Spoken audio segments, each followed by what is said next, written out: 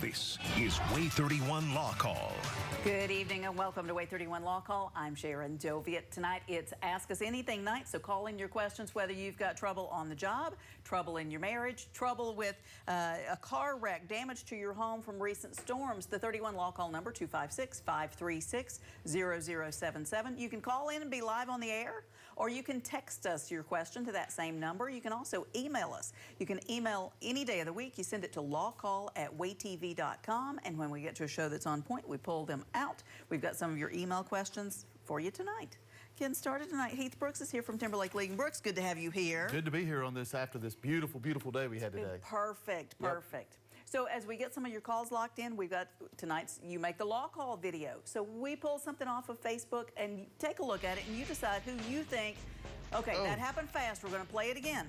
So who's at fault here? It looks like no signals. Folks are just moving all over the road and passing each other with no indications of what they're going to do.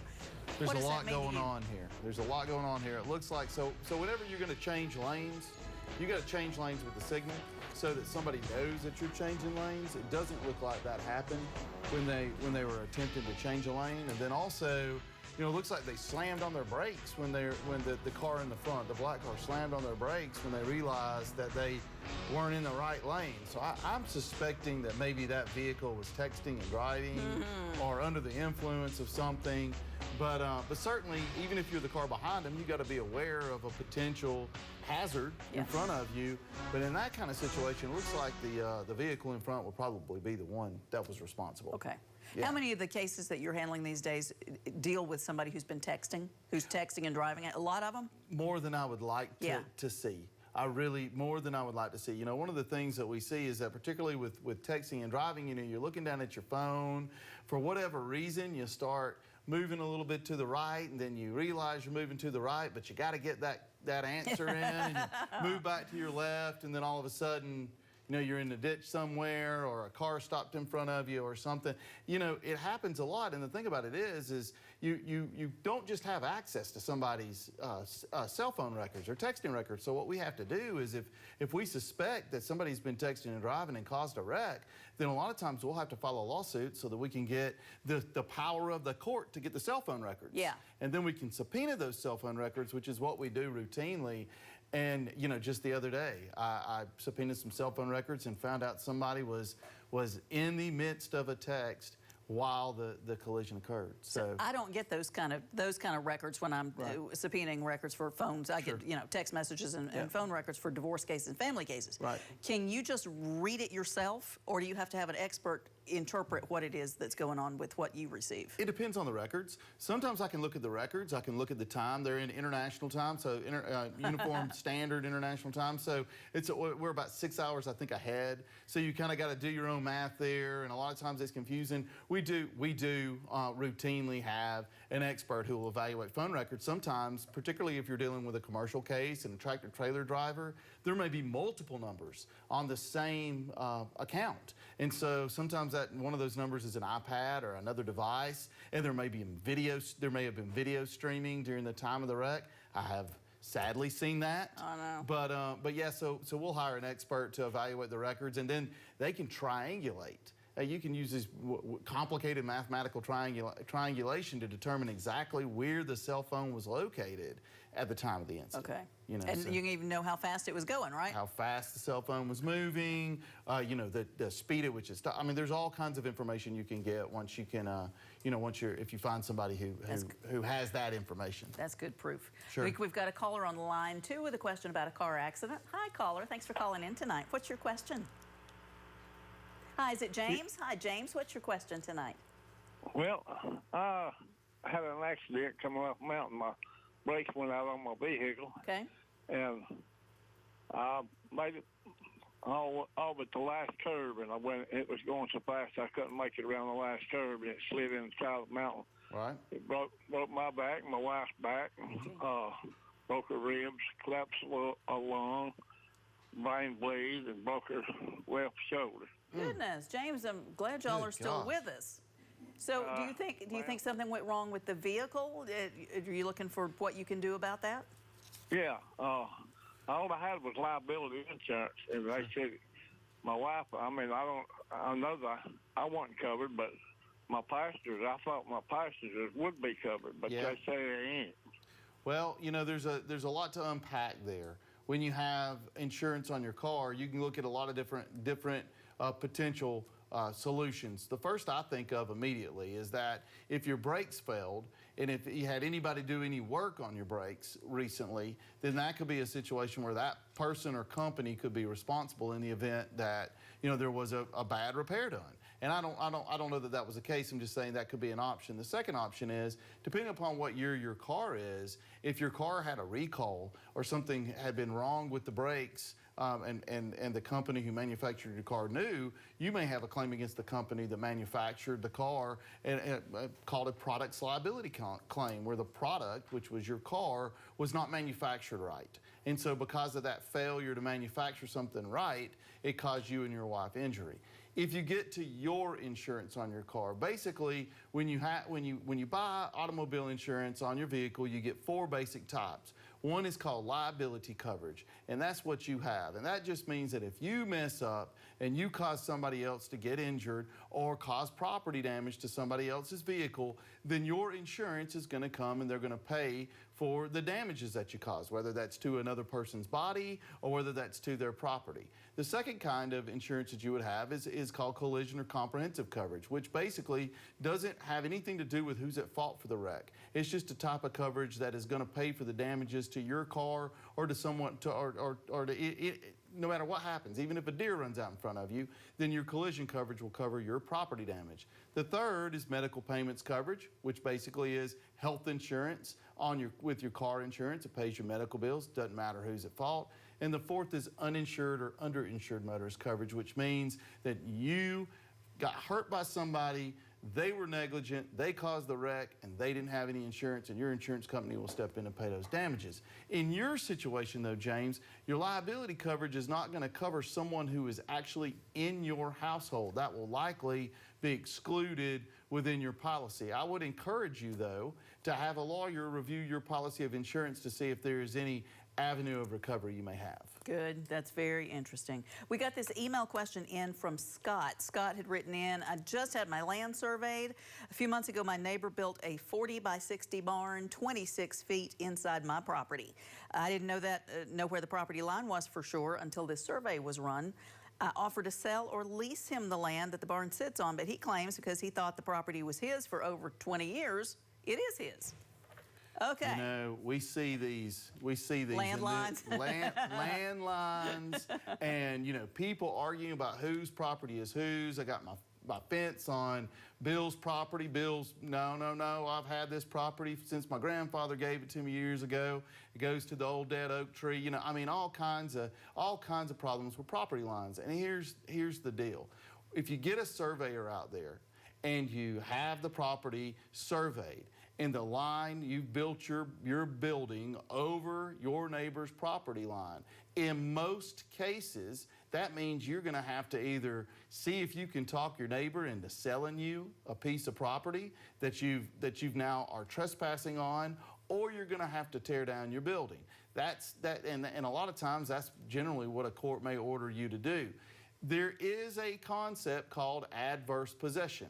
And it's rarely used, rarely successful, but basically what it means is that if you have openly and hostilely maintained someone else's property for over 10 years, then you can claim right to that property.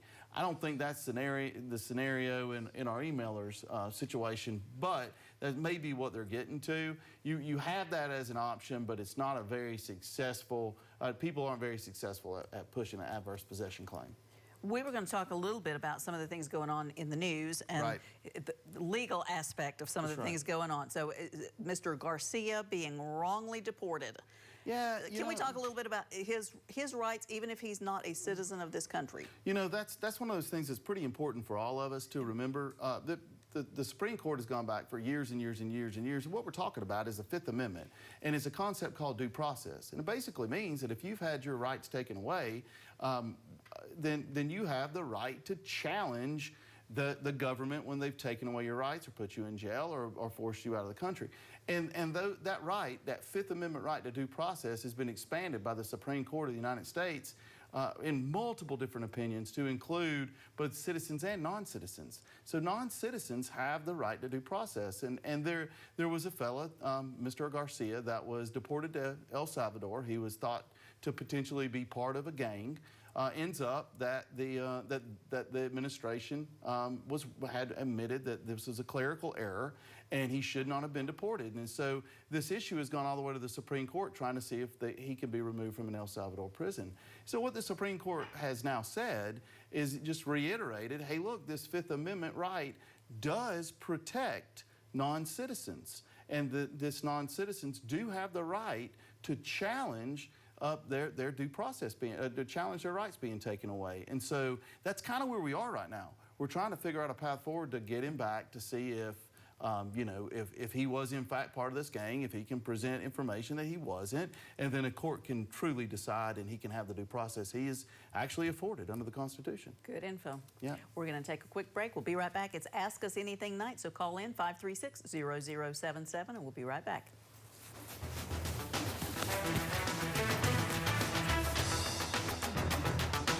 You're watching WAAY 31 Law Call. Your rights, your calls, live. Presented by the Tennessee Valley's award-winning personal injury and wrongful death law firm, Timberlake, League & Brooks. Featuring the knowledge and experience of Attorney Michael Timberlake, Attorney Will League, Attorney Heath Brooks, Attorney William Maservi. And hosted by broadcaster and family law attorney Sharon Doviet. This is WAAY 31 Law Call. Welcome back. It's Ask Us Anything Night. We're taking your calls on everything from car accidents to medical malpractice. You can call in 536-0077. You can also text us at that same number, and we've got some text questions that have come in. Okay, so here's this one. I have a will leaving all to my adult children, got a power of attorney and a medical proxy. How do I know if I also need a trust? You know, I have a 10-year-old, and my wife and I talked about this at length. When you have a minor child, or are you going to leave your property to somebody who may not be capable of taking care of the assets, or maybe not a minor, maybe somebody's 19, 20 years old, and you know, if something happens to you and your money's going to go to that person, maybe it's your child or niece or nephew or whatever. You don't want them to have all that money, then you set up a trust, and you can direct how that trust works, and you can direct who is going to be in charge of that trustee, called a trustee. And so what generally happens is that when you pass away, if you pass away, and you leave money that is through your will, then that money can go directly into a trust, and then that trust will only pay out when the person you're leaving your money to gets old enough to get it, 30 years old, 35 years old, maybe when they've older. Got some sense. Correct. You don't want to give 18, 19. So in answer to that question, most of the time, people like me probably don't need a trust. There are other times when you may need a trust, like if there's a large family holding, like if there's a whole bunch of property and multiple people in the family have the property, you may establish a trust in case you pass away that benefits the whole family. That can happen. That's something that I've seen. But it's really going to be dependent upon, one, the type of people that you're leaving your assets to, and two, what are your assets? Do you have a lot of land? Do you have a lot of houses? Do you have a lot of real estate? And those kinds of things are going to be dependent upon, are going to determine whether or not you need a trust. Good deal. We've got a caller on the line with a question about illegal immigration. Caller, thanks for calling in tonight. What's your question? Is this Sharon? It is. Hi, good evening. How are you? Good. Sharon, I've called in before, but I've never said anything about my former positions. I was a federal employee for 23 years. I served half of that as an FDA investigator and the other half as an immigration officer, so I'm very familiar with these two problems. Thank you for your service on doing that. So you've got some insight into what's going on. I'm not a millionaire either, contrary to what the current president says. But anyways, the I-864 form is required for sponsorship into this country. And that form, when I was in there giving out green cards, was not being enforced. Another requirement is you have to speak English passably. As you see, there's many of these people that are here in this country that claim they're here legally and came across legally. They don't speak English. But by far, the biggest perpetrators of breaking into this country are people that overstay their visas. And I don't understand why that's not being enforced. And those people aren't being rounded up, because when you apply for a visa to this country, you have to give information, where you're going to be, somebody to contact here. There's all kinds of ways to get a hold of these people, and yet they're doing nothing about it. The second thing I want to say is I was an FDA investigator, and the largest district in the United States was in New York City. Anything that's going to happen is going to happen there. And we were understaffed there, and we were understaffed nationwide, because everything from bug spray to dog food is covered by the FDA and everything in between. I was responsible for methadone clinics, blood banks, medical devices, radiation, all of that stuff. And to have some imbecile put in charge of that has absolutely no education in medicine, science, or anything else is just disastrous to this country, especially when it comes to vaccines and other type of preventative measures to keep the population safe. Remy, you've called in before. Thank you very much. I appreciate you being a loyal follower and appreciate your insights. Yeah, I appreciate your thoughts, Remy. And one of the things that I think you've addressed a lot of issues there, you know, first is dealing with immigration problems. Obviously, it sounds like you have been in the ball game, and there's some issues that certainly do need to be addressed. One of the things that I was pointing out is that when you have overstayed your visa, or when you know, have not met the requirements and have illegally entered this country, one of the things that is afforded, and probably we don't have enough resources to handle, is that due process, that hearing that you have to then force a removal from the country. And that's one of the things that the Supreme Court, and what I was talking about, is just indicated, is that, yeah, you do have a right to due process. Now, in terms of you know, lowering the employment levels with the FDA, putting people in places that are not qualified for their positions, you know, that's one of the things that we need to make sure cannot happen. We got this text question in, see if I'm reading it right. So, sister-in-law got on my stepdad's account and moved all his money into a CD in only her name. Stepdad wants, and his will says, my brother and I will have 50-50 of everything. What can I do? Okay, it doesn't sound like stepdad has passed away, so it sounds like stepdad is still with us.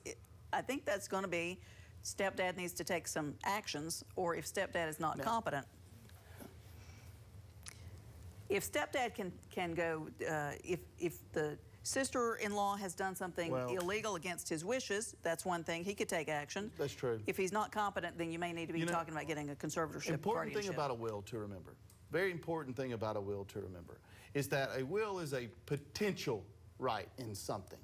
So, you know, if I have however much money I have, and I want to leave that all to my daughter, and when I pass away, the court's going to open up. I'm going to have to go down to the court. I'm going to have to, or well, I'm not going to. Yeah. But my family's going to go down to the court. They're going to take my will. They're going to give it to the probate judge, and it's going to be probated.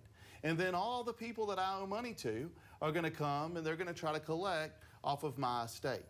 And so at the end of the day, although I want him to leave my daughter all of my money, if all the people that I owe money to take all my money and there's nothing left, then my daughter doesn't get anything. Yeah. So a will is a potential asset that you have. And until you end up passing away and your affairs get sorted out, nobody in the will has any real rights.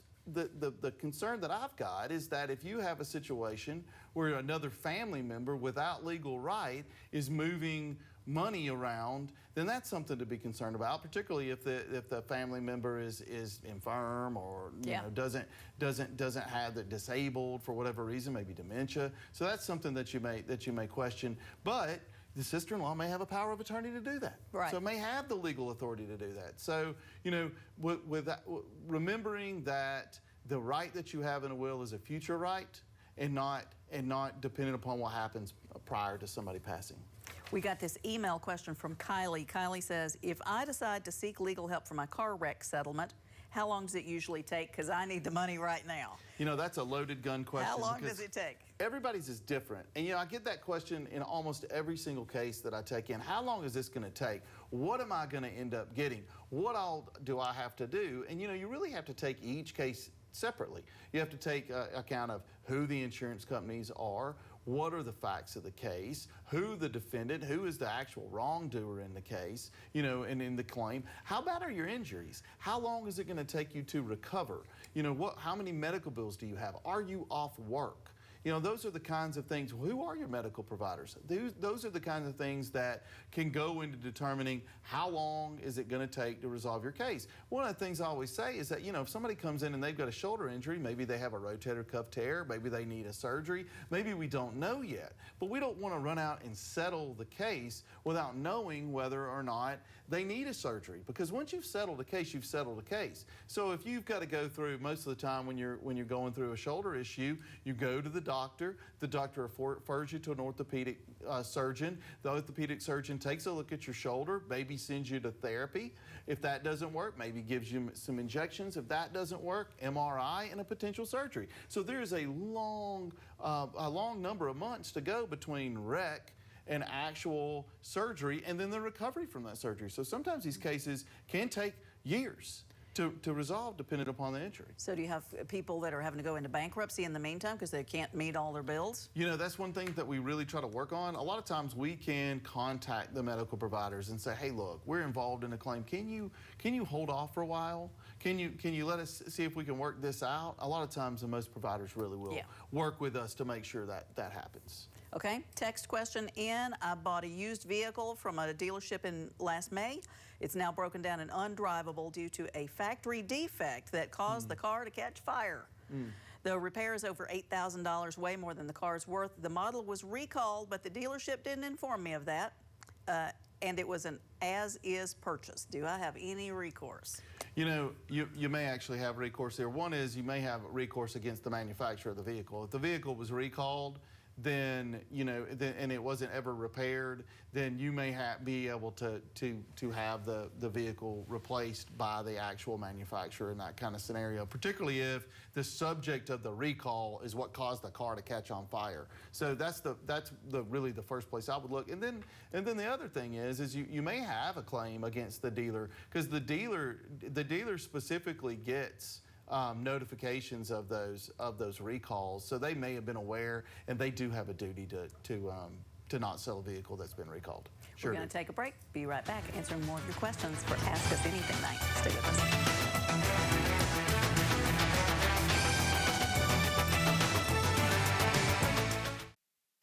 If you didn't get your questions answered tonight, here's how to get in touch with Heath Brooks. He's with Timberlake, League & Brooks. They are personal injury attorneys, so everything from car accidents to medical mistakes. 256-536-0770 or 800-804-2502. The website is law-injury.com. And if you like them on Facebook, you can learn more about the law that way. And Sharon does family law. That's anything from divorces to child custody, adoptions. She can be reached at 256-539-7337 or www.sharonfamilylaw.com. Remind people about time limits for these cases and problems they have. You know, we have that happen. People come in, they're past the time period. We have to tell them, look, in the state of Alabama, you got 2 years from the date of your injury to bring your action. If you haven't settled it or filed a lawsuit, it's done. I practice law up in Tennessee too, and that's 1 year. Ooh. And it's strict. You got to get to it. That's right. Miss your deadline and it is over. That's right. Thanks for your questions, and we'll see you next week. Have a good night.